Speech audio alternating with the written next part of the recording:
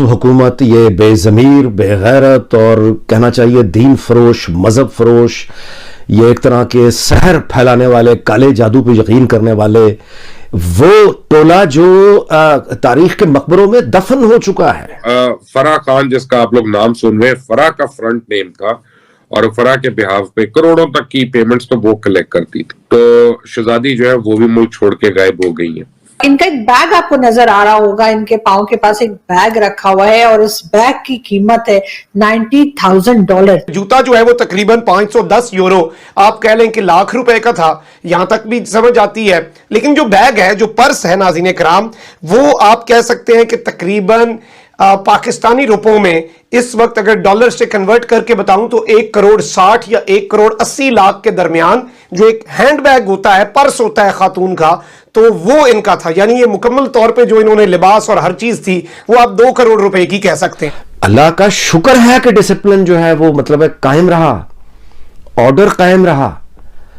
मैं आपसे गुजारिश करूं कि ऐसे ऐसे वहम आने लग गए थे कि नींदें उड़ गई थी। अल्लाह ना करे इनका डिसिप्लिन में कोई आगे पीछे ना हो जाए, मतलब ये कि ऑर्डर ना टूट जाए पाकिस्तान का। 24 से 25 करोड़ की हमारी आबादी है। नमस्कार दोस्तों, स्वागत है आप लोग का हिंदुस्तानी स्पेशल के एक और नए वीडियो में। दोस्तों, आपको पता होगा इमरान खान जो कि हमेशा ये कहता करता था कि जो अपोजिशन की पार्टियां हैं वो लगातार पाकिस्तान से जो करप्शन करके बाहर के देशों में पैसे ले जाके रखती हैं, और इसीलिए वो पाकिस्तानी आवाम से ये कहा करता था कि वो उनको वोट ना दे क्योंकि वो पूरे मुल्क को बर्बाद कर दिया। लेकिन दोस्तों, अब एक बहुत बड़ी खबर आई है कि जो पाकिस्तान के पीएम इमरान खान है, उनकी जो बीबी है, उनकी जो सहेली हैं, उन पे इल्ज़ाम ये लगाए कि वो 600 करोड़ रुपए जो है वो यहाँ से करप्शन करके दुबई भाग चुके हैं। दोस्तों, पहले ही जो उनके हस्बैंड है वो जो है वो अमेरिका में रहते थे, तो कहीं ना कहीं ये भी कहा जा रहा है कि वो दुबई से अमेरिका जा सकती है और परमानेंट वहाँ पे रह सकती है। दोस्तों, इतनी बड़ी करप्शन जो है वो कहीं ना कहीं ये साबित करती है कि इमरान खान इसमें मुलव्विस था। जो पहले इमरान खान ये कहा करता था कि इसमें जो इमरान खान ये कहा करता था कि वो पर्सनली कोई भी करप्शन नहीं करता है, वो देश के लिए प्राइम मिनिस्टर बना है, तो वो यहाँ पे गलत साबित हुआ है। दोस्तों, पहले भी जो पाकिस्तान के भी इमरान खान की जो बीबी है, बुशरा बीबी, उन पे ये आरोप लगता आ रहा था कि वो लगातार पाकिस्तान के प्राइम मिनिस्टर के कहने पे वो लगातार पाकिस्तान में करप्शन कर रही थी, और इसका जो है वो खुलासा अब हो चुका है। तो देखने वाली बात होगी कि क्या इमरान खान को आने वाले दिनों में फांसी लग सकती है या नहीं। तो चलिए वीडियो में आगे बढ़ते हैं और देखते हैं कि पाकिस्तानी मीडिया इस पे क्या कहती है। बुशरा बीबी की एक दोस्त है और उनका नाम है फराह, और ये जो फराह है ये बेसिकली कौन है मैं आपको ये भी बता देता हूं। ये बेसिकली नाज़रीन कराम इनकी ये बहू हैं, पीटीआई के एक एमपी हैं इकबाल गुज्जर, उनकी। और ये अभी रिसेंटली इनके खावन जो हैं वो अमेरिका गए हैं और ये दुबई गई हैं हंगामी बुनियादों पर। और दुबई में भी जाते हुए इन्होंने अपनी एक बिजनेस क्लास की तस्वीर लगाई और उसमें इनके जो जूते हैं और पर्स है वो बड़ा लोगों के लिए अलार्मिंग था, क्योंकि जूता जो है वो तकरीबन 510 यूरो, आप कह लें कि लाख रुपए का था, यहां तक भी समझ आती है। लेकिन जो बैग है, जो पर्स है नाज़रीन कराम, वो आप कह सकते हैं कि तकरीबन पाकिस्तानी रुपयों में इस वक्त अगर डॉलर से कन्वर्ट करके बताऊं तो 1,60,00,000 या 1,80,00,000 के दरमियान जो एक हैंडबैग होता है, पर्स होता है खातून का, तो वो इनका था। यानी ये मुकम्मल तौर पे जो इन्होंने लिबास और हर चीज थी वो आप 2 करोड़ रुपए की कह सकते हैं। ये भी बहुत ज्यादा तनकीद हो रही है कि इतना पैसा इस खातून के पास कैसे आया।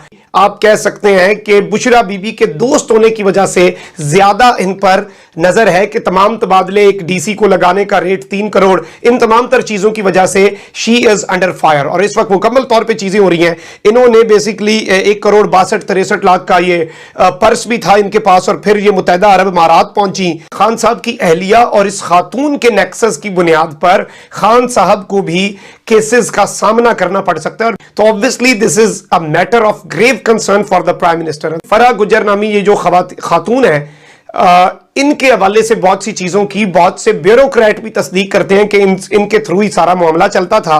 ये मनहूस हुकूमत, ये बेज़मीर, बेगैरत और कहना चाहिए दीन फरोश, मजहब फरोश, ये एक तरह के सहर फैलाने वाले, काले जादू पे यकीन करने वाले वो टोला जो तारीख के मकबरों में दफन हो चुका है, वो टोला पाकिस्तान पर जो हुकूमत कर रहा था, बहुत बहुत मुबारक हो कि उस टोले से हमारी जान छूट गई है। यानी ये एक अजीब कम्युनिटी थी। ये आपने देखा कि आज के दौर में, यानी ये तो खैर जादू वादू में बिलीव करते हैं, काले जादू, लेकिन एक्चुअली जो जादू है आज के दौर का वो मीडिया मैजिक है, मीडिया मैजिक, जिसको बहुत भारी फंड देकर ये जादू मतलब है फैलाया गया और लोग भोले भाले। अच्छा, पाकिस्तान की इस्टेब्लिशमेंट के लिए जो इदारा भी उसमें शामिल है, जाहिर है जजेस तो खैर है ही है सुप्रीम कोर्ट, बट फौज ऑब्वियसली, अल्लाह का शुक्र है कि डिसिप्लिन जो है वो मतलब है कायम रहा, ऑर्डर कायम रहा।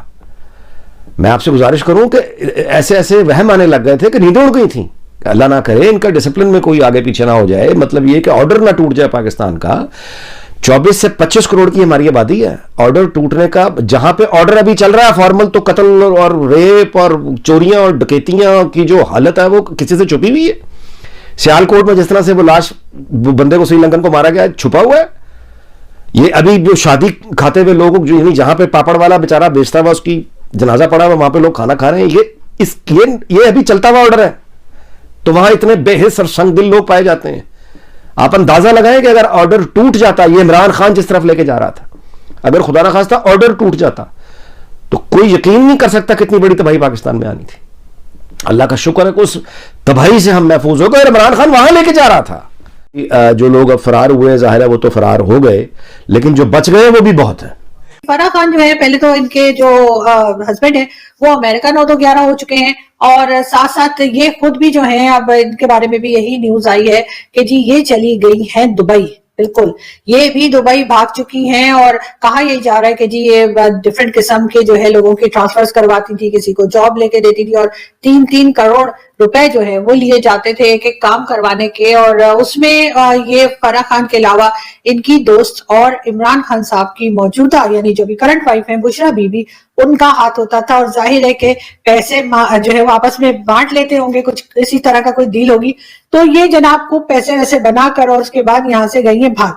अब इमरान खान साहब का ये कहना है कि जी मेरी बीवी के बारे में बात ना की जाए और उनकी दोस्त के बारे में बात ना की जाए, क्योंकि ये लोग पॉलिटिशियन नहीं है, तो इसलिए इनका सियासत से कोई ताल्लुक नहीं है, तो इनके ऊपर बात ना की जाए, इनके बारे में कुछ ना कहा जाए। तो इमरान खान साहब, आपको मैं ये कहना चाहूंगी कि बिल्कुल इनका सियासत से कोई ताल्लुक नहीं है, या ये पॉलिटिशियन नहीं है, लेकिन ये चोर हैं। और अगर कोई चोरी करेगा और अगर कोई भी किसी भी तरीके से मुल्क का पैसा खाएगा, करप्शन करेगा, तो उसके बारे में बात होगी, मीडिया भी बात करेगा, हम लोग भी बात करेंगे, और जो इदारे हैं जिनके पास ये जिम्मेदारी होती है कि इस तरह के लोगों को पकड़ा जाए, वो इनको पकड़ेंगे भी। पहले ही कई लोगों ने कहा था, जिसमें कि नूर आलम खान साहब ने भी कहा था कि कई लोग जो अगली सीट पे बैठे उनके बारे में भी कहा था, और बाकी लोगों के लिए भी जो कि इमरान खान साहब के साथ साथ रहे हैं, कि उनके नाम ECL में डाल दिए जाएं, और ताकि वो लोग बाहर ना जा सके, मुल्क से भाग ना सके। लेकिन ऐसा नहीं किया गया, और अब हम देख रहे हैं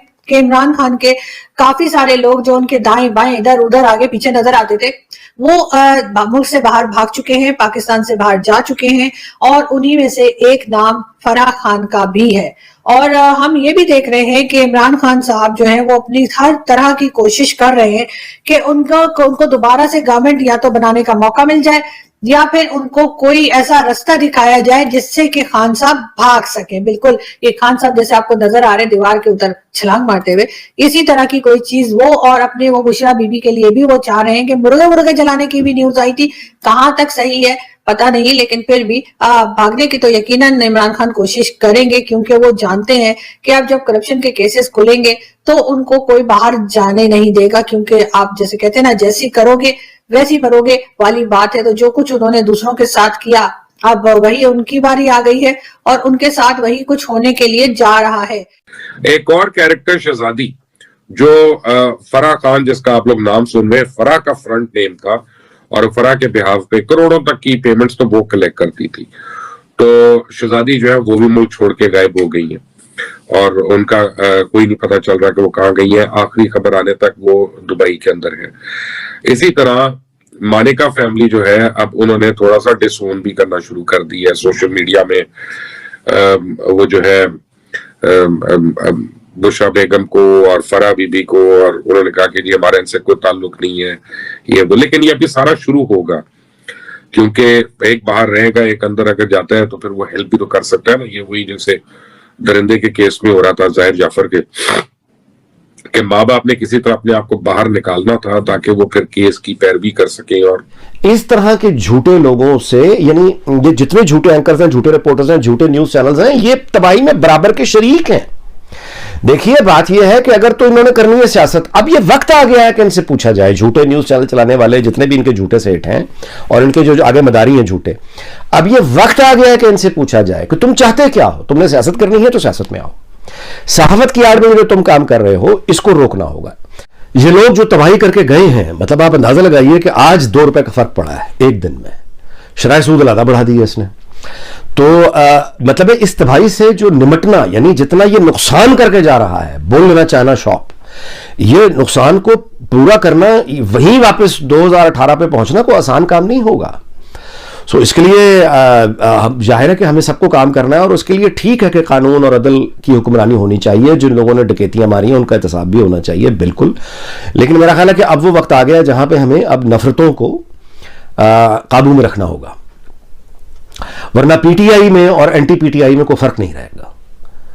तो जहां तक तो जो बहुत बड़े लुटेरे हैं, जाहिर है जिन्होंने डकैतियां मारी हैं, उनकी सच्चाइयां भी सामने आनी चाहिए, उनका एहतसाब भी मुकम्मल होना चाहिए। लेकिन उसके साथ साथ जो असल मामला है वो है स्टेबिलिटी, लॉ एंड ऑर्डर, जिससे फिर आप इकोनॉमी को बेहतर करके, अभी आईएमएफ के साथ नेगोशिएशंस होनी है बड़ी टफ। ये आईएमएफ की कंडीशन है बाय द वे, कि इमरान खान ने जो मुआहदे की खिलाफ वर्जी की थी पेट्रोल सस्ता करके, अब हम चूंकि निकल गए थे उससे आईएमएफ के, अब उन्होंने कहा था कि हम नई हुकूमत से बात करेंगे, मुंतखब हुकूमत से बात करेंगे, हम केयर टेकर सेटअप से बात नहीं करेंगे।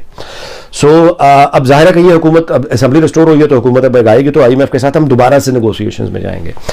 सो जनाब इसहाक डार से जाहिर है कि अपील है, अभी तो मेरे ख्याल फौरन शायद वो ना आए इस वाली गवर्नमेंट में, अभी तो शायद मिफ्ताह इस्माइल आए या जो कैबिनेट बनेगी शहबाज शरीफ बनाएंगे। लेकिन इससे कम ये होगा कि जो बाकी दुनिया है, ग्लोबल कम्युनिटी, जो बिल्कुल ही पाकिस्तान को समझ रही थी कि ये मस्खरों का मुल्क है, वहां पे कम से कम एक मैसेज जाएगा कि ऐसी बात नहीं है, वहां पे आइन किसी ना किसी हद तक बहरहाल मौजूद है।